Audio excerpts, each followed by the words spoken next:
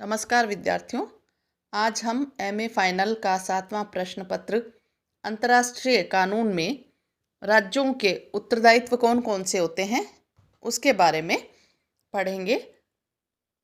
राज्यों की बात यदि हम करें अंतर्राष्ट्रीय स्तर पर,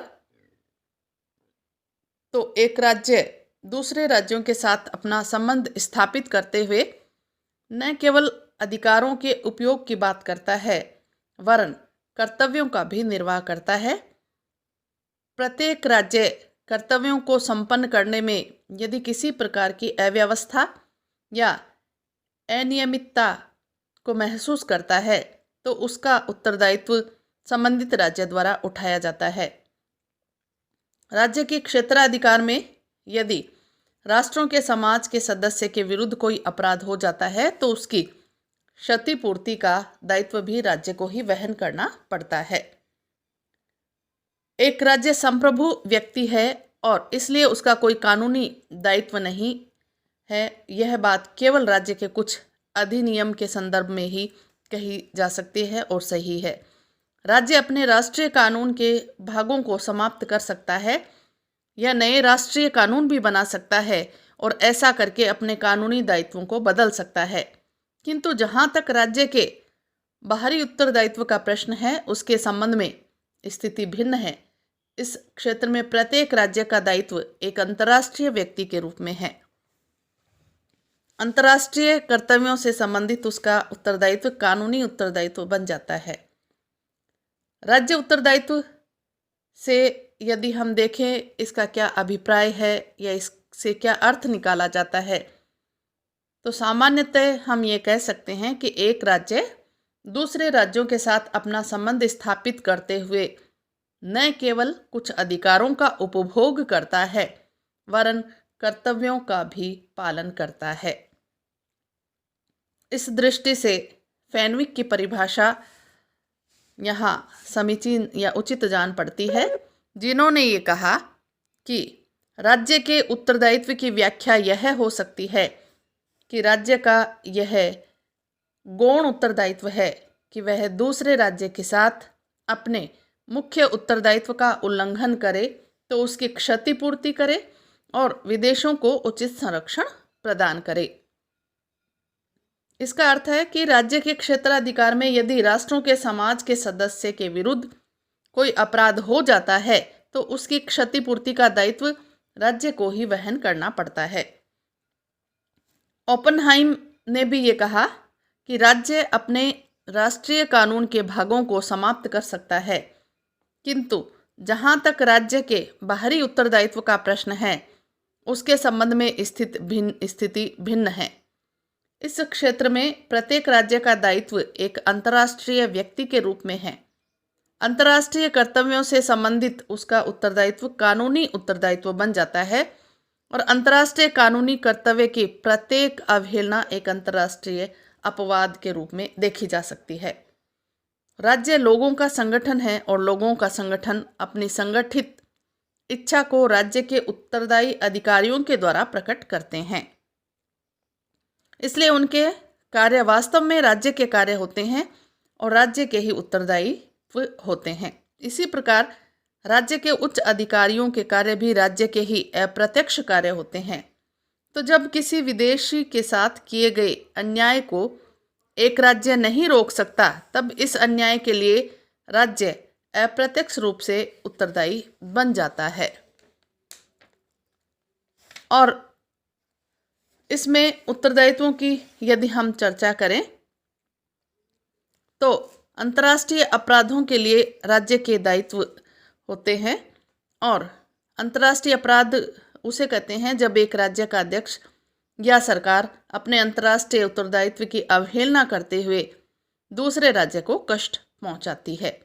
इस प्रकार राज्यों द्वारा प्रदत्त शक्तियों का प्रयोग करते हुए भी विभिन्न अधिकारी गण गलती करते रहते हैं, उन्हें इसमें शामिल किया जाता है।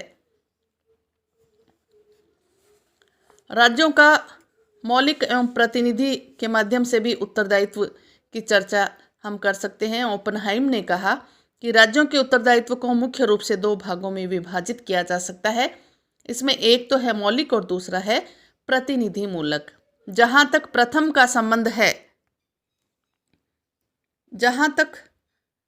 का संबंध है, इसके बारे में राज्य का पूरा उत्तरदायित्व होता है।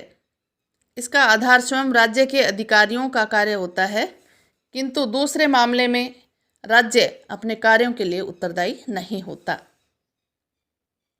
मौलिक और प्रतिनिधियों द्वारा किए गए कार्यों का उत्तरदायित्व भिन्नता रखता है और इसका विवेचन 1905 में किया गया। ओपनहाइम ने ये कहा कि दोनों प्रकार के उत्तरदायित्व परस्पर भिन्नता रखते हैं। इसमें पहला राज्य की स्वयं के कार्यों के प्रति अवहेलना का परिणाम है, तो दूसरा ऐसा नहीं है। राज्य जब अंतर्राष्ट्रीय कानूनी कर्तव्यों की अवहेलना करता है तो स्पष्ट रूप से अपराधी बन जाता है। अनधिकृत रूप से राज्य के अधिकारी जब कोई गलत काम कर बैठते हैं तो उसके लिए भी राज्य को मुआवजा देना होता है और क्षमा याचना करनी पड़ती है। तो अंतर्राष्ट्रीय अपराध के कर्ता के रूप में राज्य के अंग और व्यक्ति, इनको सम्मिलित किया जा सकता है। राज्य द्वारा अंतर्राष्ट्रीय अपराध किए जा सकते हैं। ये अपराधकर्ता राज्य पूर्ण संप्रभु, अर्ध संप्रभु अथवा आंशिक संप्रभु हो सकते हैं। कोई भी राज्य अपने अधिकारियों के माध्यम से ही विभिन्न कार्य संपन्न करता है। इन अधिकारियों को कानूनी आधार पर नियुक्त किया जाता है। जब एक राज्य किसी व्यक्ति को सत्ता सौंपता है तो उस व्यक्ति के कार्य राज्य के कार्य बन जाते हैं और अंतर्राष्ट्रीय कानून के अधीन उसका उत्तरदायित्व राज्य पर आता है।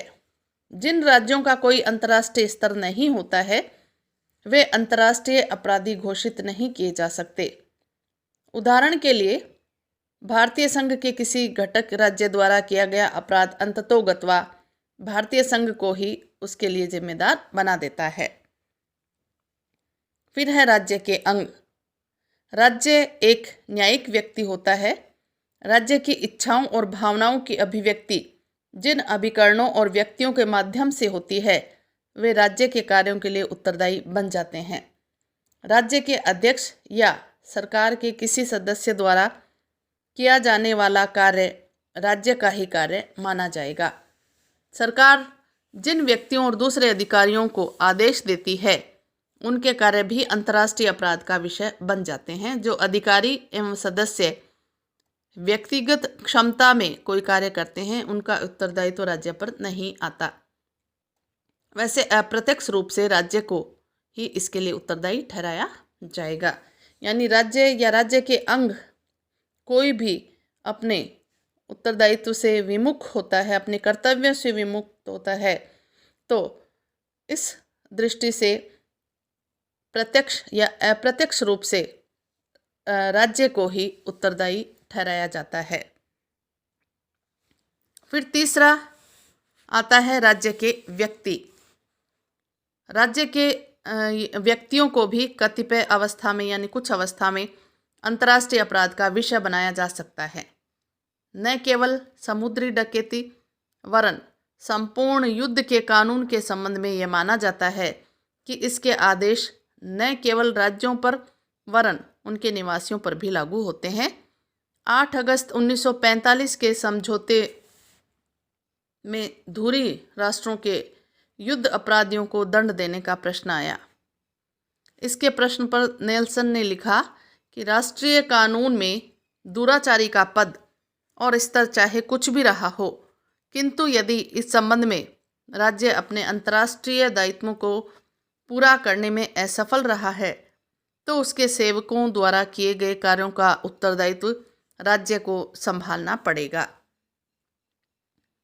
30 सितंबर 1946 को न्यूरमबर्ग न्यायालय, अंतर्राष्ट्रीय न्यायालय है जो ने व्यक्ति को अंतर्राष्ट्रीय कानून का विषय माना था एवं उन सुझावों को ठुकरा दिया जिनके मतानुसार यह कहा गया था कि अंतर्राष्ट्रीय कानून का संबंध संप्रभु राज्यों से है और इसलिए व्यक्तियों को कोई दंड नहीं दिया जाना चाहिए। तो इस तरह यदि हम देखें तो प्रत्येक राज्य और उसके व्यक्ति इन सब का उत्तरदायित्व बनता है अन्य देशों के प्रति, अन्य या विदेशी संबंधों में। यदि वे अपने कर्तव्य से विमुख होते हैं तो निश्चित रूप से उन्हें क्षमा याचना भी करनी पड़ती है और मुआवजे के भी वो भागी होते हैं। अंतर्राष्ट्रीय अपराध के उद्देश्यों की यदि हम बात करें तो उसमें कुछ उद्देश्य शामिल किए जा सकते हैं, जैसे ऋणों एवं हानियों का भुगतान न करना। आजकल मुख्य अंतर्राष्ट्रीय अपराध वे होते हैं जिनमें एक राज्य समझौते के अंतर्गत किए जाने वाले भुगतान को अस्वीकार कर देता है अथवा दूसरे राज्य के निवासियों की मांग पर उनके ऋणों को देना अस्वीकार कर देता है। फिर है अधिकारों का दुरुपयोग। कोई भी राज्य अपने प्रदेश में स्थित विदेशियों के प्रति सामान्य रूप से यह उत्तरदायित्व रखता है कि उनके साथ वैसा ही व्यवहार करे और उतनी ही सुरक्षा प्रदान करे जैसा व्यवहार और सुरक्षा वह अपने नागरिक को देता है। अंतर्राष्ट्रीय कानून राज्य को जो अधिकार सौंपता है उनका दुरुपयोग होने पर राज्य अपराधी बन जाता है। कभी कभी एक राज्य अधिकारों का प्रयोग स्वेच्छाचारी रूप से करने लगता है और इसी के परिणाम स्वरूप दूसरे राज्यों को हानि होने लगती है। इस प्रकार के कार्यों के लिए भी राज्य अपराधी माना जाएगा। फिर है राष्ट्रीयता के दावे। जब एक राज्य किसी दावा आयोग के सामने किसी दावे को प्रस्तुत करता है तो वह प्रदर्शित करने की स्थिति में होना चाहिए कि यह मामला राष्ट्रीयता से संबंध रखता है। यानी जो भी राष्ट्रीय दावे वो प्रस्तुत करता है उसमें यह होना चाहिए कि वो साबित कर सके कि वो राष्ट्रीयता से संबंध रखता है। समय का प्रभाव भी इस पर देखा जा सकता है, क्योंकि समय निकल जाने पर दावे प्रस्तुत करने का अधिकार भी समाप्त हो जाता है। भेदभाव करने की नीति। यह एक स्थापित सिद्धांत है कि कोई राज्य अपने अंतर्राष्ट्रीय दायित्व से बचने के लिए राष्ट्रीय कानून का बहाना नहीं ले सकता है। इसी कारण जब एक राज्य के विरुद्ध विदेशों के साथ व्यवहार के संबंध में अंतर्राष्ट्रीय दायित्व के उल्लंघन की बात कही जाती है तो राज्य अपने बचाव के लिए अपने राष्ट्रीय कानून का उदाहरण देकर यह सिद्ध नहीं कर सकता कि उसने विदेशों के साथ वही व्यवहार किया जो वह स्वदेशों के साथ भी करता है। तो इस तरह से कोई भी राज्य अपने राष्ट्रीय कानून का बहाना बनाकर अंतर्राष्ट्रीय दायित्व से नहीं बच सकता।